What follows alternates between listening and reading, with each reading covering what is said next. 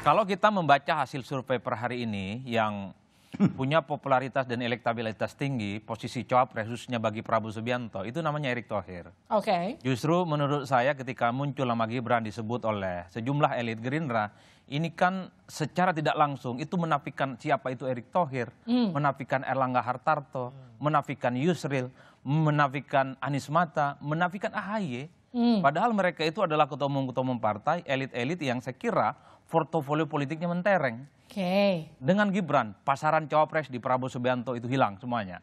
Hanya Gibran yang prioritas, itu yang pertama. Yang kedua, saya selalu mengatakan, ada keinginan memang seakan-akan untuk mendapatkan dukungan Jokowi secara total. Kuncinya satu, menjadikan Gibran sebagai pendamping Prabowo Subianto di 2024. Ingat, pemilih Jokowi tidak otomatis akan menjadikan Gibran dan Prabowo sebagai pilihan politiknya. Karena tidak semua pendukung Jokowi ada di barisan Prabowo Subianto. Oke. Pendukung Jokowi itu ada PDIP namanya. Kalau betul Gibran ada di Prabowo itu nggak mungkin pemilih PDIP akan ke Prabowo.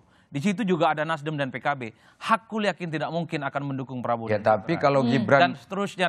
Kalau Gibrannya itu dipilih asumsinya oleh Prabowo, memang tidak akan mungkin ngangkut semua pemilih PDI, nggak mungkin. Tapi sebagian dari pendukung yang ada di PDIP yang selama ini juga adalah pendukungnya Jokowi itu bisa jadi pindah. Nah, sementara pendukungnya Prabowo tetap solid.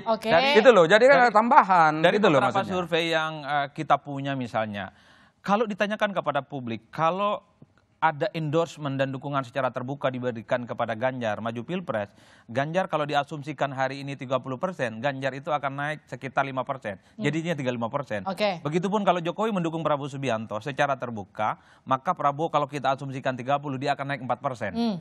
Itu Jokowi memberikan dukungan secara terbuka, naiknya cuma 4%. Ini yang saya kira, apakah 4% insentif politik elektoral ini akan otomatis juga akan bertambah kalau Gibran jadi pendampingnya di 2024. Nah, yang menjadi ramai ini kan soal karena Gibran PDIP itu aja. Nah, itu dia yang punya partai kalau Gibran PDIP ya saya kira tidak akan ramai. Yang selanjutnya, kalau Gibran bukan anak presiden, anak orang-orang biasa saja, Gibran yang tetangga saya misalnya, nggak bukan ribut. Iya. Saya mau tanya nih.